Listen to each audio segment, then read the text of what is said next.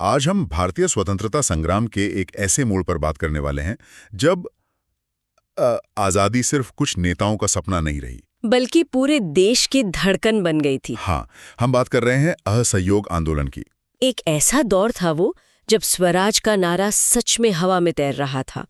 गांधी जी और अली भाई देश भर में घूम रहे थे और ऐसा लग रहा था मानो पूरा देश एक साथ नींद से जाग रहा हो। ये सिर्फ एक राजनीतिक विरोध तो नहीं था। नहीं, बिल्कुल नहीं। ये एक राष्ट्रीय जागरण था। हमारे पास जो स्रोत हैं वो इस आंदोलन की एक बहुत ही दिलचस्प और कई परतों वाली कहानी बताते हैं। तो आज हमारा मिशन है ये समझना कि असहयोग जैसा एक विचार वो आखिर कैसे पूरे देश की नस नस में समा गया। और इसमें कौन कौन लोग शामिल थे? हाँ, और सबसे बड़ा सवाल, जब ये आंदोलन अपने चरम पर था तो अचानक इसे रोक क्यों दिया गया? चलिए शुरुआत वहीं से करते हैं जहां से इस आंदोलन की आग सबसे पहले फैली। देश के क्लासरूम और कॉलेजों से। बिल्कुल। हाँ, ये बात मुझे हमेशा से हैरान करती है। हजारों छात्रों ने सरकारी स्कूल और कॉलेज छोड़ दिए। ये कोई छोटा मोटा फैसला तो नहीं था। बिल्कुल नहीं।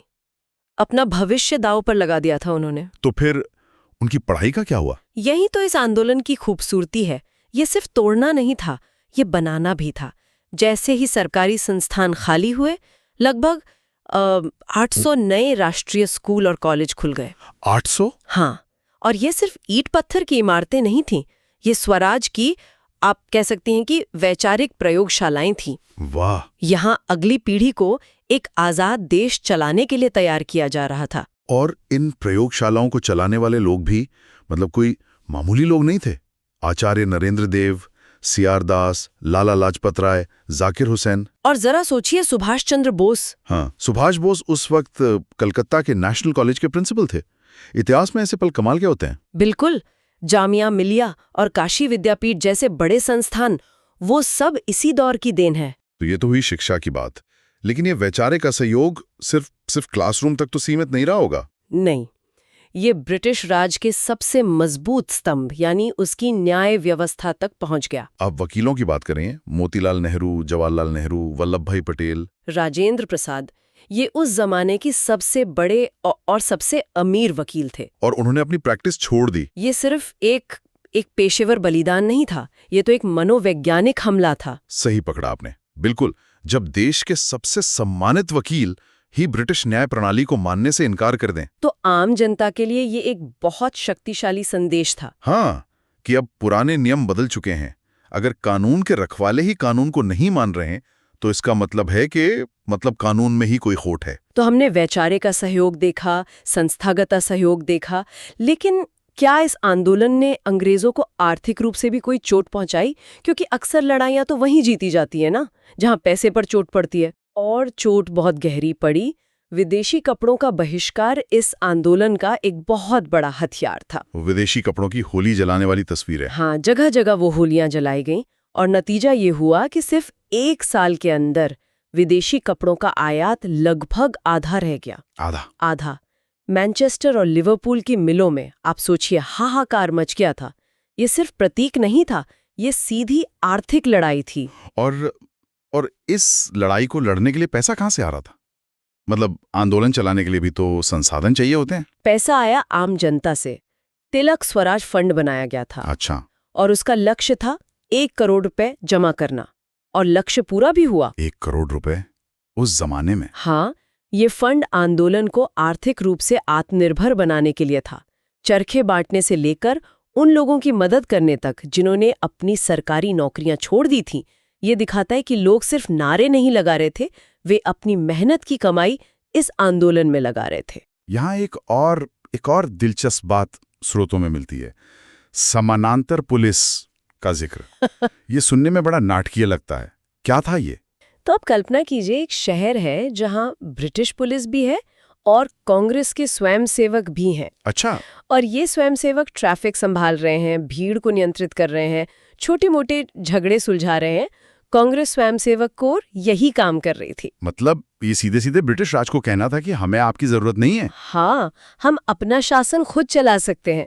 ये सिर्फ असहयोग नहीं था, ये स्वशासन का एक लाइव डेमो था। और ये चुनौती तब और बढ़ गई जब जुलाई 1921 में अली भाइयों ने मुसलमानों से अपील की कि वे ब्रिटिश सेना छोड़ दें। बिल्कुल। सरकार ने उन्हें तुरंत गिरफ्तार कर लिया। सरकार को लगा कि वो इस आवाज को दबा देंगे। लेकिन हुआ इसका उल्टा। हाँ, गांधी जी ने इस आग को और हवा दे दी। उन्होंने न सिर्फ अली भाइयों की बात को दोहराया, बल्कि हर कांग्रेस समिति को यही संदेश फैलाने का आदेश दिया। यह सरकार के लिए एक खुली चुनौती थी। क्या आप हमारे नेताओं को तो गिरफ्तार कर सकते हैं, हमारे विचारों को नहीं? सही बात। तो ये तो साफ है कि आंदोलन की लहर पूरे देश में फैल चुकी थी। लेकिन इस लहर में कौन-कौन लोग तैर रहे थे? क्या समाज के हर तबके की वजह एक ही थी, या सबकी अपनी अपनी लड़ाई थी जो इस बड़ी लड़ाई में शामिल हो गई थी? ये इस आंदोलन का सबसे दिलचस्प पहलू है। गांधी जी ने एक ऐसा मंच तैयार किया था जहां हर कोई अपने कारणों से जुड़ सकता था। चलिए एक एक करके इन समूहों को समझते हैं। ठीक है, तो शुरुआत करते हैं मध्यम वर्ग से, जो अक्सर ऐसे आंदोलनों का दिमाग माने जाते हैं। शुरुआत में नेतृत्व इसी वर्ग ने किया, ये सच है। लेकिन जैसे जैसे आंदोलन आगे बढ़ा, उनमें एक हिचकिचाहट दिखने लगी। अच्छा।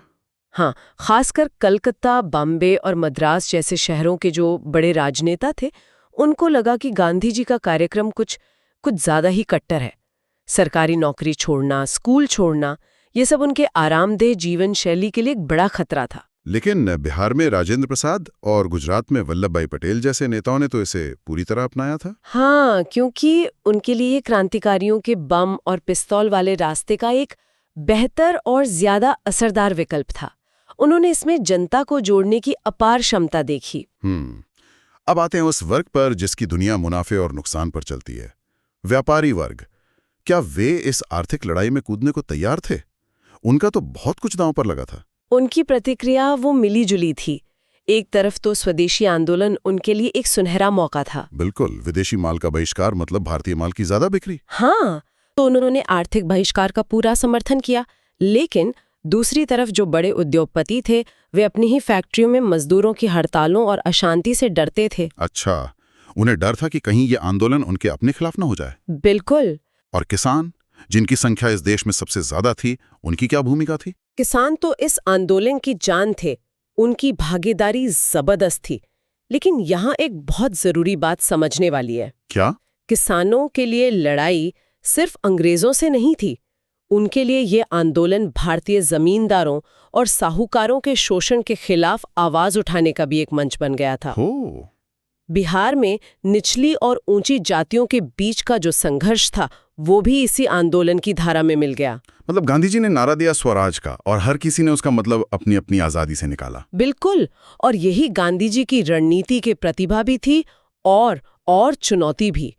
उन्होंने सबको एक छते के नीचे तो ला दिया, लेकिन वो हमेशा ये नियंत्रित नहीं कर सकते थे कि छते के नीचे कौन क्या कर रहा है। और महिलाओं की भागीदारी, ये तो सच में उस दौर में जब पर्दा प्रथा इतनी मजबूत थी, उनका सड़कों पर उतर आना किसी सामाजिक क्रांति से कम नहीं था। हाँ, ये एक सामाजिक क्रांति ही थी। महिलाओं ने पर्दा छोड़ा, तिलक स्वराज फंड के लिए अपने गहने दान कर दिए, और शराब की दुकानों के सामने धरने पर बैठने में वे सबसे आगे थीं। और छात्र इस आंदोलन के पैर बने, जो इसका संदेश गांव-गांव तक ले गए। इन सब में एक बात जो सबसे चमककर सामने आती है, वो है हिंदू मुस्लिम एकता, खिलाफत और असहयोग का एक साथ चलना। वो इस आंदोलन की सबसे बड़ी उपलब्धि थी। मुसलमानों की भागीदारी जबरदस्त थी। कई जगहों पर तो गिरफ्तार होने वालों में 2/3 मुसलमान थे। 2/3? हाँ, गांधी जी को मस्जिदों से भाषण देने के लिए बुलाया जाता था। ये उस दौर की एकता का एक ऐसा प्रतीक है जिसकी आज कल्पना करना भी मुश्किल है। तो तस्वीर ये है कि आंदोलन अपने चरम पर है, पूरा देश एक साथ खड़ा है, सरकार का दमन भी बढ़ता जा रहा है, गांधी जी को छोड़कर लगभग सभी बड़े नेता जेल में हैं, और अब कांग्रेस के अंदर से ही गांधी जी पर दबाव पड़ रहा है। हाँ, दबाव पड़ रहा था कि असहयोग से एक कदम आगे बढ़ा जाए, सविनय अवज्ञा की तरफ। बिल्कुल, सिविल डिसोबीडियंस, जिसका सीधा मतलब था हम न सिर्फ आपके साथ सहयोग नहीं करेंगे, बल्कि हम आपके बनाए अन्यायपूर्ण कानूनों को जानबूझकर शांतिपूर्वक तोड़ेंगे और गिरफ्तारी देंगे। ये सीधी टक्कर थी। और गांधी जी ने तैयारी भी कर ली थी। 1 फरवरी 1922 को उन्होंने वाइसरॉय को एक अल्टीमेटम दिया। हाँ, कि अगर 7 दिनों के अंदर राजनीतिक कैदियों को रिहा नहीं किया गया और प्रेस से पाबंदियां नहीं हटाई गईं, तो वे बारडोली से देशव्यापी सविनय अवज्ञा आंदोलन छेड़ देंगे। देश सांस रोके इंतजार कर रहा था। और फिर हाँ। 5 फरवरी 1922 को उत्तर प्रदेश के गोरखपुर जिले के एक छोटे से अनजान से गांव चौरी चौरा में कुछ ऐसा हुआ जिसने इतिहास का रुख ही मोड़ दिया। हुआ ये कि स्थानीय स्वयंसेवक शराब की बिक्री और खाने की बढ़ती कीमतों के खिलाफ एक जुलूस निकाल रहे थे। हाँ, और पुलिस ने उनके नेता को पीटा और फिर भीड़ पर गोली चला दी। और बस यहीं पे भीड़ का सब्र जवाब दे गया। जो आंदोलन 2 साल से अहिंसा का पाठ पढ़ रहा था, उसका गुस्सा फूट पड़ा। गुस्साए भीड़ ने पुलिस थाने पर हमला कर दिया और उसमें आग लगा दी। इस घटना में 22 पुलिसकर्मी मारे गए। ये एक हिंसक घटना थी, इसमें कोई शक नहीं। लेकिन मेरा सवाल ये है कि एक राष्ट्रव्यापी आंदोलन को एक अकेली स्थानीय घटना की वजह से वापस क्यों ले लिया गया? ये सवाल उस समय भी हर किसी के मन में था और आज भी इतिहासकारों के बीच इस पर बहस होती है। इसे समझने के लिए हमें 3 अलग-अलग नजरिए देखने होंगे। ठीक है। पहला, खुद गांधी जी का। उनके लिए तो अहिंसा सबसे ऊपर थी। सिर्फ ऊपर नहीं, वो उनके लिए एक अटूट सिद्धांत था। उनका मानना था कि अगर हमें हिंसक तरीकों से आज़ादी मिलती है तो वो आज़ादी खुद ही हिंसक होगी। उन्होंने कहा था, मैं आंदोलन को हिंसक बनने से रोकने के लिए हर अपमान, हर यातना और मृत्यु भी सहूंगा। उनके लिए साधन साध्य से ज्यादा पवित्र थे। बिल्कुल। उन्हें लगा कि देश अभी अहिंसक सत्याग्रह के लिए तैयार नहीं है। लेकिन जेल में बंद दूसरे नेता जैसे CR दास और मोतीलाल नेहरू, वो इस तर्क से सहमत नहीं थे कि जब दुश्मन सबसे ज्यादा दबाव में हो और जनता का जोश चरम पर हो, तब पीछे हटना एक बहुत बड़ी भूल है। उनका मानना था कि 1-2 जगहों पर हिंसा होना इतने बड़े आंदोलन में स्वाभाविक है और इसकी सजा पूरे देश को नहीं मिलनी चाहिए। बिल्कुल। और तीसरा नजरिया क्या है? तीसरा नजरिया मार्क्सवादी इतिहासकारों का है। वे कहते हैं कि चौरी चौरा तो बस एक बहाना था। अच्छा। असली वजह ये थी कि आंदोलन अब नेतृत्व के हाथ से निकल रहा था।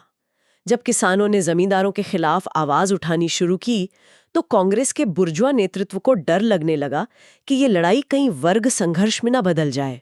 तो इस नजरिए के मुताबिक नेतृत्व आंदोलन को एक नियंत्रित दायरे में रखना चाहता था। हाँ, और जैसे ही जनता ने खुद पहल करनी शुरू की, उन्होंने ब्रेक लगा दिया। तो आंदोलन वापस ले लिया गया। कांग्रेस कार्य समिति ने तय किया कि अब सारा ध्यान रचनात्मक कार्यों पर लगाया जाएगा। खादी, राष्ट्रीय स्कूल, हिंदू मुस्लिम एकता। हाँ, और छुआछूत के खिलाफ काम करना।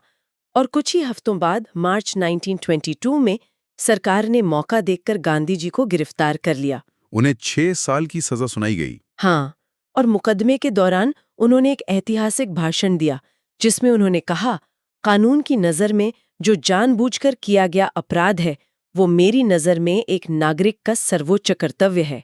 तो अंत में इस आंदोलन की विरासत क्या रही? क्या ये सफल था या असफल? स्वराज तो मिला नहीं। तत्काल स्वराज तो नहीं मिला, ये सच है। लेकिन इस आंदोलन ने स्वतंत्रता संग्राम को हमेशा के लिए बदल दिया।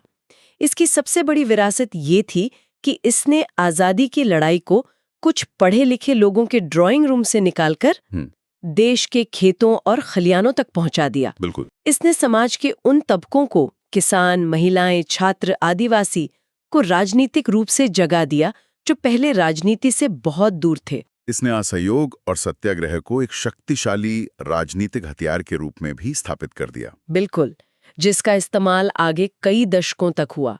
इसने हिंदू मुस्लिम एकता की अपार क्षमता को भी दुनिया को दिखाया और साथ ही ये भी कि ये एकता कितनी नाजुक हो सकती है। और हाँ, इसने राष्ट्रवादी नेतृत्व के भीतर की दरारों को भी उजागर कर दिया। तो कुल मिला के भले ये आंदोलन अपनी मंजिल तक नहीं पहुंचा, लेकिन इसने देश को मंजिल तक पहुंचने के लिए तैयार जरूर कर दिया। आप इसे ऐसे कह सकती हैं कि असहयोग आंदोलन ने 1947 में मिलने वाली आज़ादी की नींव रखी। आज की हमारी चर्चा हमें एक बहुत गहरे सवाल पे लाके छोड़ती है। स्रोत बताते हैं कि आंदोलन हिंसा के कारण वापस लिया गया। ये सोचने पे मजबूर करता है, क्या लाखों लोगों को जोड़ने वाला एक इतना बड़ा और भावुक आंदोलन, क्या वो कभी पूरी तरह से 100% अहिंसक रह सकता है?